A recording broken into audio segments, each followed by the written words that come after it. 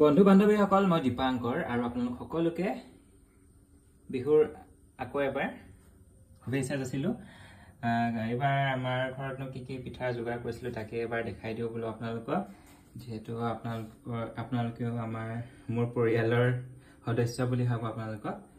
তো হেয়াই, যেহেতু ঘৰত আমাৰ ছোৱালী নাই বা ভণ্টি এজনী অভাৱ অনুভৱ কৰো, যেহেতু আমাৰ ঘৰত লৰা দুটাই, সেইবোৰ কাম মানে নকৰো বুলি কলেও কৰিবলগীয়া হয়। সেয়েহে মই কামৰ কোনো সৰুবৰ নাই বুলি ভাবো, আৰু লৰা ছোৱালীৰ কাম বুলি নাথাকে।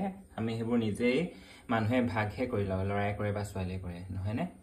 কিন্তু অকল মাকটো ইমানখিনি হেঁচা দিব নোৱাৰো, যিহেতু বিহুৰ দিন অলপতো সহায় কৰি দিব লাগিব, নহয়নে?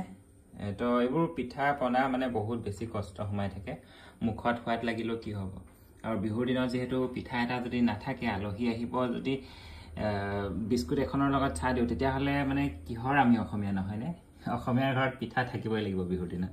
আৰু সেয়েহে মেইন কথা এয়া জলপানটো মেইন আকৌ দেই।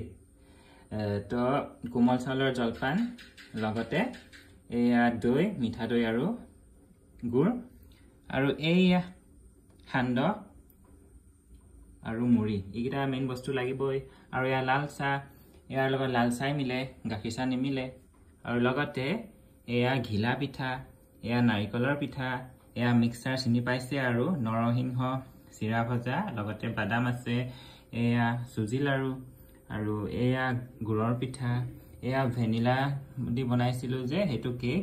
আৰু কেক কেইটা এবাৰ গোটেই কেইটাই মানে পুৰা মানে বঢ়িয়া হৈছিলে, মানে সোৱাদটোতো নকয়। আৰু এয়া নিমকি, আৰু এইটো চবচে ধুনীয়া কেকটো আছিলে।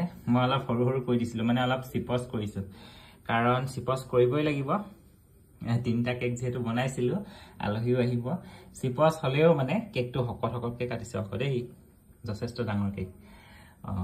মানে আকৌ বনাই থাকিবলৈ অসুবিধা যে, নহলে বাৰু টেনচন নাই, যিহেতু আমাৰ ঘৰত মানে মোৰেই বেছি কষ্ট হয় এইবোৰ ক্ষেত্ৰত। তো সেইটো কাৰণে সেইবোৰ গলিম, আৰু চাহটো এতিয়া খাব লাগিব বহি মেলি ধুনীয়াকে। তো আপোনালোককো দেখাই দিওঁচোন, যিহেতু আপোনালোকেও মোৰ পৰিয়ালৰে একোজন সদস্য, নহয়নে? সেয়াই, তেতিয়াহ'লে এতিয়া চাহ কাপ ধুনীয়াকে খাই লওঁ, আৰু আপোনালোকেও যদি নাই খোৱা খাই লওক, আৰু নে কি কয়? তাকে এতিয়ালৈ আহিছো, বাই।